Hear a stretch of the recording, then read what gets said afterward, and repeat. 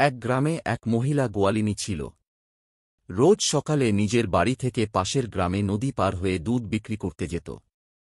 একদিন দেখল নদীর ওপারে এক সাধু কিছু লোকেদের ভগবানের কথা শোনাচ্ছে। সে সেখানে গিয়ে দাঁড়াল। সাধু বলছিল, যদি তুমি বিশ্বাস করে ভগবানকে ডাকো তাহলে ভবসাগর পার হয়ে যাবা। এই কথা শুনে গোয়ালিনীর খুব ভালো লাগল। এরপর মাঝে মাঝেই সে সেই সাধুর কাছে গিয়ে তার কথা শুনত। একদিন সে যখন দুধ বিক্রি করে বাড়ি ফেরার জন্য নদীর ঘাটে আসল, তখন দেখল কোথাও কোনো নৌকা নেই। সে খুব চিন্তায় পড়ে গেল, কি করে সে বাড়ি ফিরবে। হঠাৎ তার মনে পড়ল, সাধু বলেছিল, যদি তুমি বিশ্বাস করে ভগবানকে ডাকো তালে ভবসাগর পার হয়ে যাবা। সে তখন মনে মনে বলল, হে কৃষ্ণ, আর নদী হেঁটে পার হয়ে চলে গেল।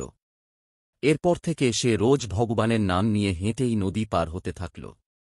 সে ভাবল, এত সুন্দর জ্ঞান যখন সাধু বাবা তাকে দিয়েছে, তাকে একদিন তার বাড়িতে নিমন্ত্রণ করবে।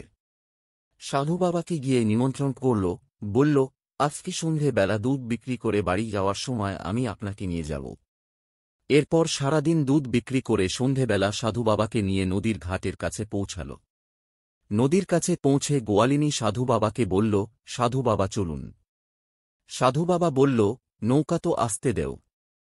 গোয়ালিনী বলল, নৌকার কি দরকার? মা, আমি তো সাঁতার কাটতে পারি না।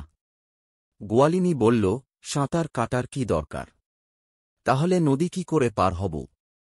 গোয়ালিনী বলল, আপনি তো বলেছিলেন, যদি তুমি বিশ্বাস করে ভগবানকে ডাকো তালে ভবসাগর পার হয়ে যাবা।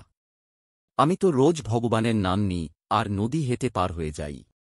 এরপর গোয়ালিনী ভগবানের নাম নিল আর নদী হেঁটে পার হয়ে গেল। নদী পার হয়ে বলল, বাবা আসুন, দাঁড়িয়ে কেন রয়েছেন? সাধু বাবা তো দেখে অবাক। সে কাঁদতে কাঁদতে বলল, আমি লোকেদের শুধু জ্ঞান দিই, আসল বিশ্বাস তো তোমার মধ্যে রয়েছে। তাই জ্ঞানের থেকে বিশ্বাস বেশি গুরুত্বপূর্ণ।